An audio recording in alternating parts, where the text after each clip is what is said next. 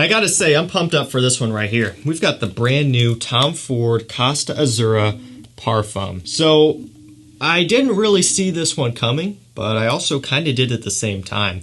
Just recently, Tom Ford dropped Ombre Leather Parfum, and so it only made sense at some point, but even though I still kind of had it in the back of my mind, when I saw this one pop up, I was so hyped. And really, the Costa Azzurra fragrance has gone through its motions, and I'm so glad that they didn't give up on the DNA. As a brand, especially a prestigious brand like Tom Ford, it would be so easy to just drop a scent, dump it off, and leave it to die, basically. Kind of like they've done from some of their discontinued private blends that have been cut off and never brought back to life. So to me, that shows that Tom Ford, the brand, knows that they have a winner on their hands. And I'm so glad because it all started right here, Costa Azzurra, in the private blend in their essentially kind of blue Mediterranean collection. You've got Neroli Portofino, Acqua di Amalfi, all of those ones, right? Typically, they're a little bit more affordable, but they were still expensive, of course. And so this is where it all started, right? And then they discontinued this one. I was bummed. I was shocked. Because for me, this was my favorite out of all of the fresher Tom Fords, all of the ones in this line. And I was super pumped to see them reintroduce it into the signature line. They started with Beau de Jour, which I was also a big fan of. And so when I saw this one come out, it was a must-have for me also. And now we finally made it to the Parfum, the highest concentration of this scent. Like I said, it's been through a lot here, and I'm glad we still have it. So I'm going to crack this one open, spray it on, tell you how it smells, how it compares to the original two Costa Azzurras, and if I think it's going to be one that will be worth your attention. So I'll give you a minute to take a look at that bottle before it gets fingerprinted up and smudged up to all end, because that's going to happen here very soon. Very reflective, very nice look to it. It almost just looks straight up white because of the lights here I got going on, but trust me, it is a nice deep gold color. Looks like a Parfum concentration of something. And you know what's really funny? Something this looks incredibly similar to, right here, Tom Ford Black Orchid Parfum. I mean, it's literally the exact same from the cap to the bottle. It's cool. I'm not sure I'm the biggest fan of the similarity here. I think to the average consumer, that could definitely be perhaps misleading, even though they're from different lines, completely different fragrances. It's quite identical there. Obviously, the only difference being the shapes of the bottles. But I thought that was interesting. I picked up on that right away. And while you are taking a look at this, we'll go ahead and talk about pricing. Currently only being offered in 100 ml for $210 at retail. So it's going to be a little bit more expensive than the original at retail. And obviously the original, I do believe, is now at discounters where you can save a bit off that price.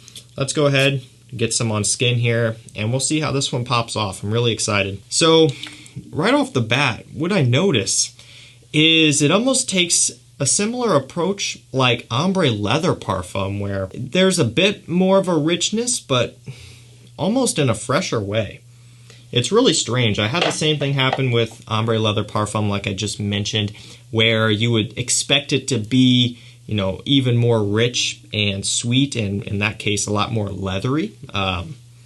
Here with this one, though, it's almost opening up a bit more aromatic, a little bit more creamy. There's a little bit of this more prominent woody base, but it's not like a driftwood like you get in the original. We'll go ahead and take a look at the note breakdown. We have Italian lemon up top. We have cypress and oak in the mid. We have amber and labdanum in the base. So yeah, you do pick up on just a whole bunch of woods. And it's not a cedar wood, it's not a driftwood, it's not a sandalwood necessarily.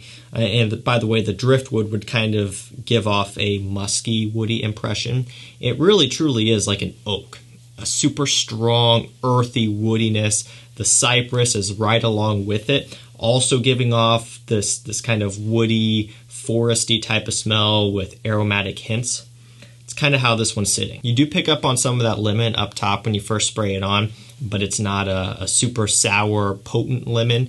It does tend to kind of go behind a lot of the woods here pretty quickly. It's not really the star of the show. And the labdanum. The labdanum's coming through also, and that's kind of giving off this rich, deep, somewhat, almost in a way, kind of leathery, ambery tone, in addition with the amber note itself, which is also kind of giving off the sweetness and just this depth overall. It's not really powdery, but there is a good amount of richness here, much more so than Costa Azzurra. So I was kind of wrong, or at least maybe not wrong, but it switched on me. It went from having this fresher than I was expecting opening to now drying down to something that is more rich, more heavy, more challenging, so to speak. So when you smell the original, it has more of that driftwood, more of that muskiness, more of the lightness.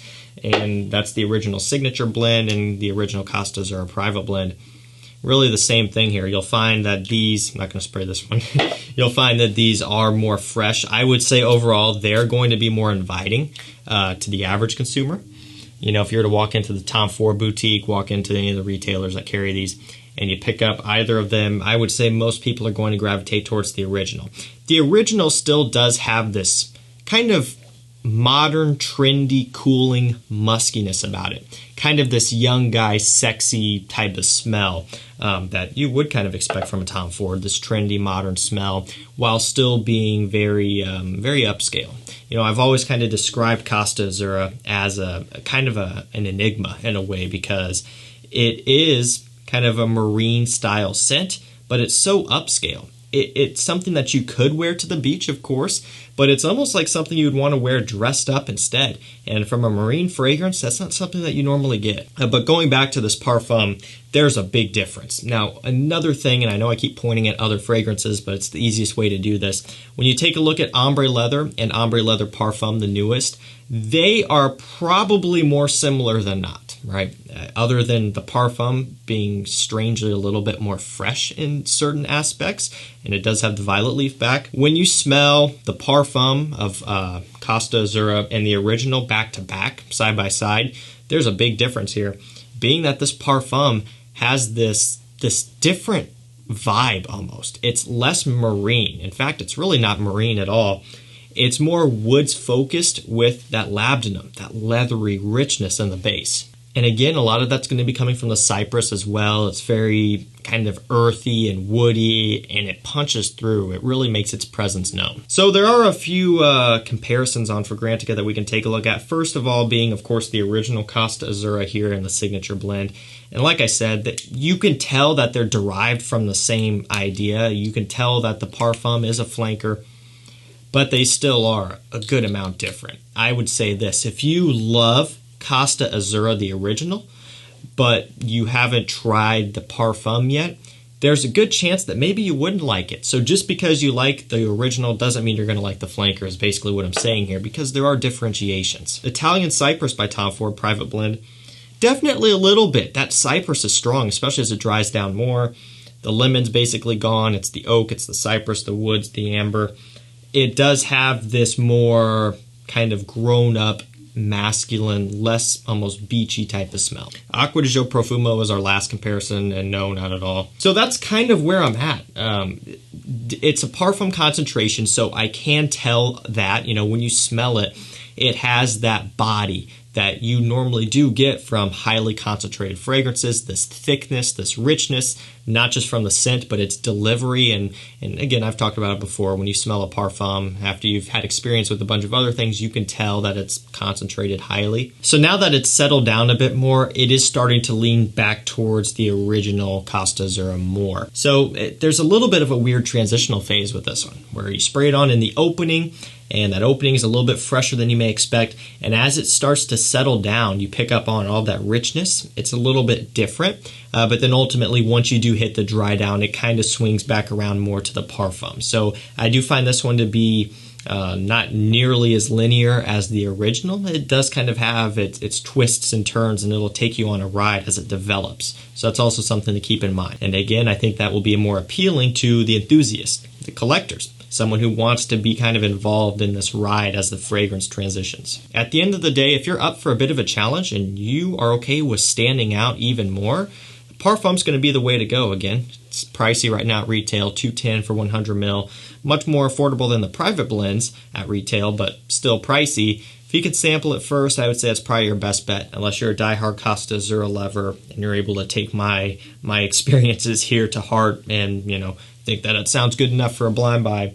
Woodier, stronger, richer, heavier. It's kind of what it is. So is it a true Parfum flanker? Yeah, I would say it is. I think Tom Ford did an exceptional job here. Don't let the opening fool you. Like you saw me, I'm like, wait, this is fresher somehow in a way? Kind of just a different balance. But as it dried down, I knew where it stood. So make sure you wear it into the dry down before you commit to a purchase if you're sampling it first. Alrighty guys, that's going to do it for me. As my thoughts on the new Costa Azzurra Parfum.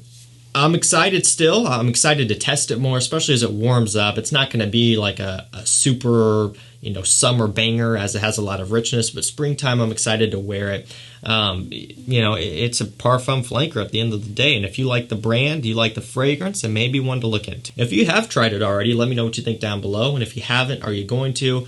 That's going to do it for me. Thank you so much for watching. Stay safe, stay healthy, and we'll see you tomorrow with another one. Take care.